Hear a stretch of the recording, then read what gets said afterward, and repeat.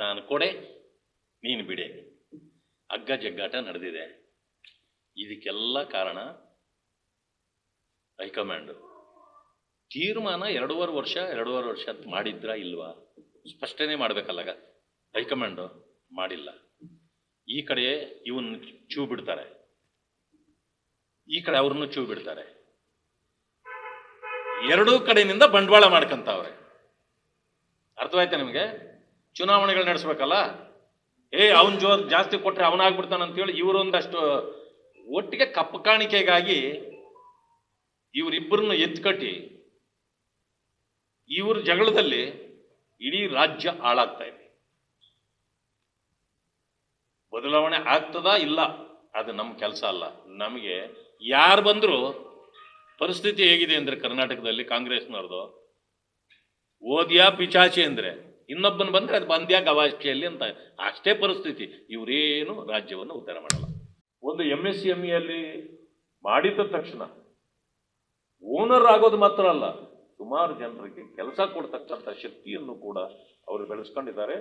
ಇದಕ್ಕೆ ನಮ್ಮ ಸರ್ಕಾರ ಸಂಪೂರ್ಣವಾಗಿ ಒತ್ತು ನೀಡಿದೆ. ಮತ್ತೆ ಟೆಕ್ಸ್ಟೈಲ್ಗೆ ಹೆಚ್ಚಿನ ಆದ್ಯತೆಯನ್ನು ಕೊಟ್ಟಿದ್ದಾರೆ. Textile is most important. ಯಾಕಂತಂದ್ರೆ ಟೆಕ್ಸ್ಟೈಲ್ ಅಲ್ಲಿ ಗಾಂಧೀಜಿ ಅವರು ಹೇಳ್ತಿರೋದು ಮೊದಲು ನಾವು ಸ್ವದೇಶಿಯನ್ನ ಇದು ಮಾಡಬೇಕು. ಟೆಕ್ಸ್ಟೈಲು ಸ್ವದೇಶಿ ಇದನ್ನ ಮಾತ್ರ ಉತ್ಪತ್ತಿಗೆ ಅವಕಾಶ ಕೊಡುತ್ತದೆ.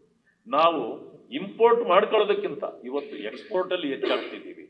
ಟೆಕ್ಸ್ಟೈಲ್ ಅಲ್ಲಿ ನಾವು ಬೆಳೀತಕ್ಕಂಥ ಹತ್ತಿ ಇಲ್ಲಿ ಬೆಳೀತೇವೆ, ಉಪಯೋಗ ಇಲ್ಲೇ ಆಗತ್ತೆ, ಎಕ್ಸ್ಪೋರ್ಟ್ ಹೊರಗಡೆಗಾಗತ್ತೆ. ಅದರಿಂದಾಗಿ ಹೆಚ್ಚಿನ ಆದಾಯ ನಮ್ಮ ದೇಶಕ್ಕೆ ಬರ್ತದೆ. ಈಗ ಮಾತೆತ್ತಿದ್ರೆ ಗಾಂಧಿ ಹೆಸರನ್ನೇ ಕಿತ್ತುಬಿಡ್ತಾರೆ ಅಂತ ಹೇಳ್ತಾರೆ. ಗಾಂಧಿ ಸ್ವರಾಜ್ಯದ ಥಿಯರಿಯನ್ನ ಹೇಳಿದ್ದು ಮಾತ್ರ ಅಲ್ಲ, ಮಹಾತ್ಮ ಗಾಂಧಿಯವರು ನಮಗೆ ಖಾದಿಯನ್ನ ಉತ್ಪಾದನೆಯನ್ನು ಮಾಡಬೇಕು, ಖಾದಿಯನ್ನ ಹೆಚ್ಚು ಬಳಕೆ ಮಾಡಬೇಕು. ಕಾಂಗ್ರೆಸ್ ಒಂದು ಅವ್ರದ್ದು ಕಾನ್ಸ್ಟಿಟ್ಯೂಷನ್ ಒಂದಿದೆ, ಕಾಂಗ್ರೆಸ್ ಒಂದು ಕಾನ್ಸ್ಟಿಟ್ಯೂಷನ್ ಬರ್ಕೊಂಡಿದೆ. ಅದರಲ್ಲಿ ಏನಂತಂದ್ರೆ ಮಹಾತ್ಮ ಗಾಂಧಿಯವರ ತತ್ವ ಸಿದ್ಧಾಂತಗಳನ್ನು ಬರ್ಕೊಳ್ತದೆ. ಖಾದಿದಾರಿ ಅಲ್ಲದವನಿಗೆ ಕಾಂಗ್ರೆಸ್ನಲ್ಲಿ ಸದಸ್ಯತ್ವವನ್ನೇ ಕೊಡಬಾರದು ಅಂತಿದೆ. ಅಲ್ಲಿ ನೋಡಿದ್ರೆ ಯಾರು ಖಾದಿದಾರಿಗಳೇ ಇಲ್ಲ, ಖಾದಿದಾರಿಗಳೇ ಇಲ್ಲ. ಮತ್ತೆ ಅದೆಂತ ನೀತಿಯಪ್ಪ ಅದು. ಇನ್ನೊಂದಿದೆ ಕಾಂಗ್ರೆಸ್ ಅಲ್ಲಿ, ಅವರ ಇದರಲ್ಲೇ ಇದೆ ಕಾನ್ಸ್ಟಿಟ್ಯೂಷನ್ ಅಲ್ಲಿ, ಯಾರು ಪಾನಮತ್ತರಾಗುತ್ತಾರೆ, ಮದ್ಯಪಾನ ಮಾಡ್ತಾರೆ, ಅವರು ಕಾಂಗ್ರೆಸ್ನ ಸದಸ್ಯರಾಗುವಂತಿಲ್ಲ ಅಂತಿದೆ. ಕಾಂಗ್ರೆಸ್ನವರು ಕುಡಿಲಿಲ್ಲ ಅಂದ್ರೆ ರಾತ್ರಿ ನಿದ್ದೆನೆ ಬರಲ್ಲ. ಏನ್ ಮಾಡೋದು ಇವೆಲ್ಲ? ಹೋಗ್ಲಿ, ಕಾನ್ಸ್ಟಿಟ್ಯೂಷನ್ ಆದ್ರೂ ಬದಲಾಯಿಸ್ಕೊಂಡ್ರಪ್ಪ. ಮಹಾತ್ಮ ಗಾಂಧಿ ಅವರು ಹೇಳಿದ್ದು ಸರಿ ಇಲ್ಲ, ನಾವು ಖಾದಿ ತೊಡೋದಿಲ್ಲ. ಒಂದು ದಿವಸ ರಾಹುಲ್ ಗಾಂಧಿ ಖಾದಿ ಹಾಕಿಲ್ಲ ದೇಶದಲ್ಲಿ. ಮಹಾತ್ಮ ಗಾಂಧಿ ಹೆಸರು ಬೇಕಂತ GVG ರಾಮ್ಜಿನಲ್ಲಿ ಯಾಕೆ ತೆಗೆದ್ಬಿಟ್ರಿ ಗಾಂಧಿ ಹೆಸರು ಅಂತ ಕೇಳ್ತಾರೆ.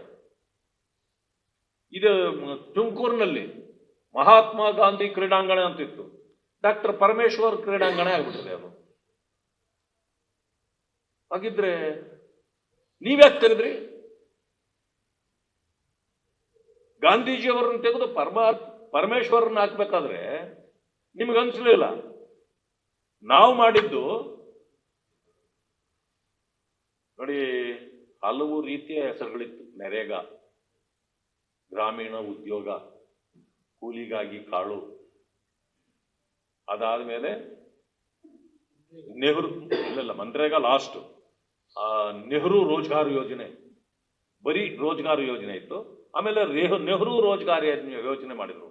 ಅದಾದ್ಮೇಲೆ 2009ಕ್ಕೆ ನೆಹರೂದನ್ನು ತೆಗೆದಾಕಿ ಮಹಾತ್ಮ ಗಾಂಧಿ ನೀಡಿದ್ರು.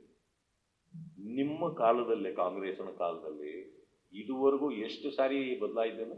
20 ಸಾರಿ ಹೆಸರುಗಳು ಬದಲಾಗಿ ಮನ್ರೇಗಾ ಬಂತು.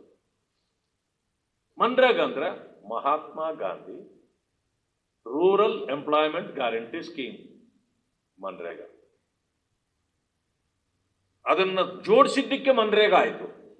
ಹೆಸರನ್ನ ಸೇರಿಸಿದ್ರಿ ಮಹಾತ್ಮ ಗಾಂಧಿ ಅವರ ಹೆಸರು.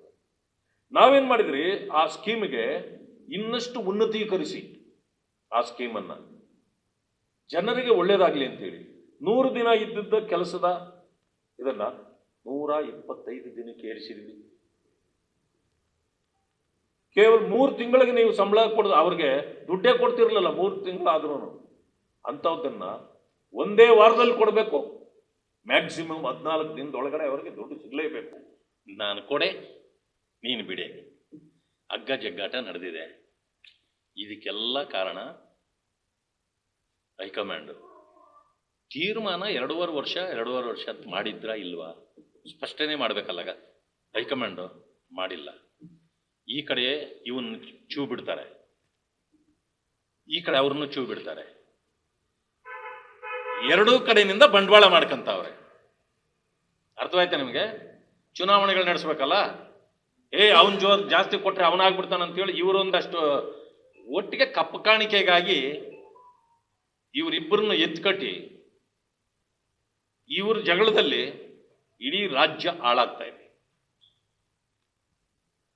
ಬದಲಾವಣೆ ಆಗ್ತದಾ ಇಲ್ಲ ಅದು ನಮ್ಮ ಕೆಲಸ ಅಲ್ಲ.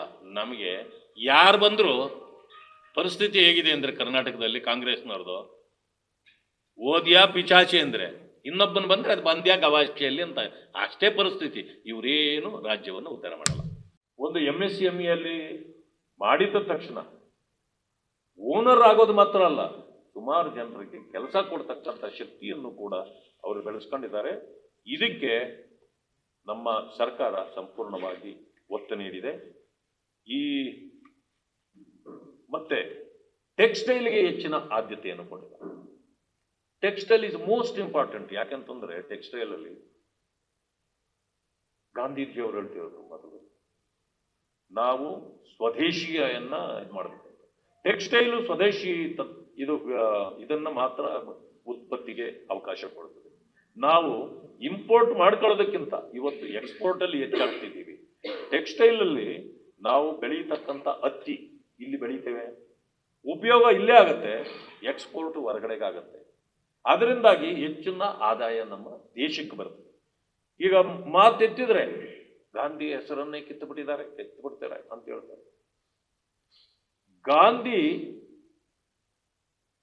ಸ್ವರಾಜ್ಯದ ಥಿಯರಿಯನ್ನ ಹೇಳಿದ್ದು ಮಾತ್ರ ಅಲ್ಲ, ಮಹಾತ್ಮ ಗಾಂಧಿಯವರು ನಮಗೆ ಖಾದಿಯನ್ನ ಉತ್ಪಾದನೆಯನ್ನು ಮಾಡಬೇಕು, ಖಾದಿಯನ್ನ ಹೆಚ್ಚು ಬಳಕೆ ಮಾಡಬೇಕು. ಕಾಂಗ್ರೆಸ್ ಒಂದು ಅವ್ರದ್ದು ಕಾನ್ಸ್ಟಿಟ್ಯೂಷನ್ ಒಂದಿದೆ, ಕಾಂಗ್ರೆಸ್ ಒಂದು ಕಾನ್ಸ್ಟಿಟ್ಯೂಷನ್ ಬರ್ಕೊಂಡಿದೆ. ಅದರಲ್ಲಿ ಏನಂತಂದ್ರೆ ಮಹಾತ್ಮ ಗಾಂಧಿಯವರ ತತ್ವ ಸಿದ್ಧಾಂತಗಳನ್ನು ಬರ್ಕೊಳ್ತದೆ.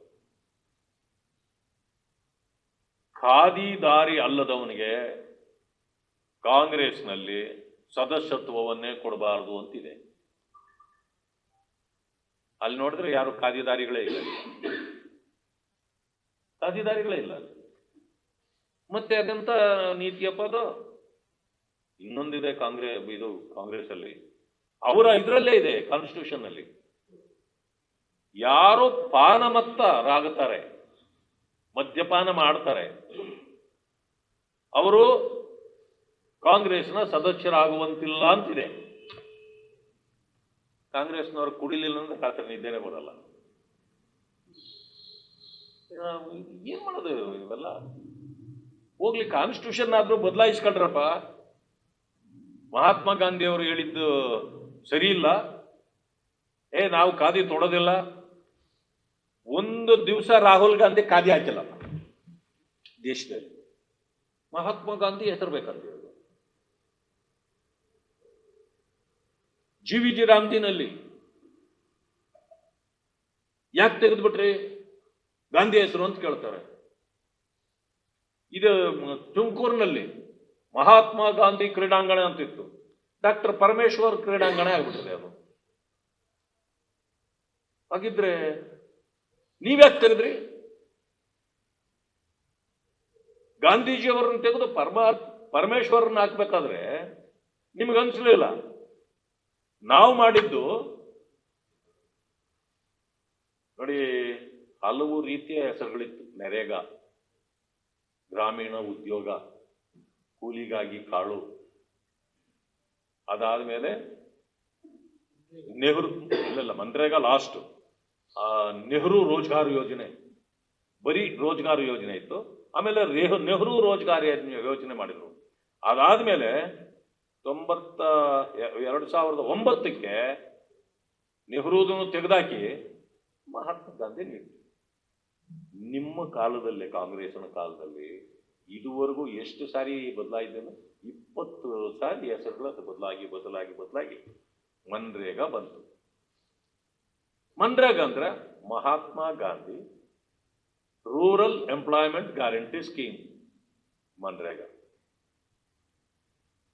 ಅದನ್ನ ಜೋಡಿಸಿದ್ದಕ್ಕೆ ಮನ್ರೇಗಾ ಆಯ್ತು. ಹೆಸರನ್ನ ಸೇರಿಸಿದ್ರಿ ಮಹಾತ್ಮ ಗಾಂಧಿ ಅವರ ಹೆಸರು. ನಾವೇನ್ ಮಾಡಿದ್ರಿ, ಆ ಸ್ಕೀಮ್ಗೆ ಇನ್ನಷ್ಟು ಉನ್ನತೀಕರಿಸಿ ಆ ಸ್ಕೀಮನ್ನ ಜನರಿಗೆ ಒಳ್ಳೇದಾಗ್ಲಿ ಅಂತೇಳಿ 100 ದಿನ ಇದ್ದಿದ್ದ ಕೆಲಸದ ಇದನ್ನ 125 ದಿನಕ್ಕೆ ಏರಿಸಿದ್ವಿ. ಕೇವಲ 3 ತಿಂಗಳಿಗೆ ನೀವು ಸಂಬಳ ಕೊಡೋದು, ಅವ್ರಿಗೆ ದುಡ್ಡೇ ಕೊಡ್ತಿರ್ಲಿಲ್ಲ 3 ತಿಂಗಳಾದ್ರೂ. ಅಂಥದ್ದನ್ನ ಒಂದೇ ವಾರದಲ್ಲಿ ಕೊಡಬೇಕು. ಮ್ಯಾಕ್ಸಿಮಮ್ 14 ದಿನದೊಳಗಡೆ ಅವರಿಗೆ ದುಡ್ಡು ಸಿಗಲೇಬೇಕು.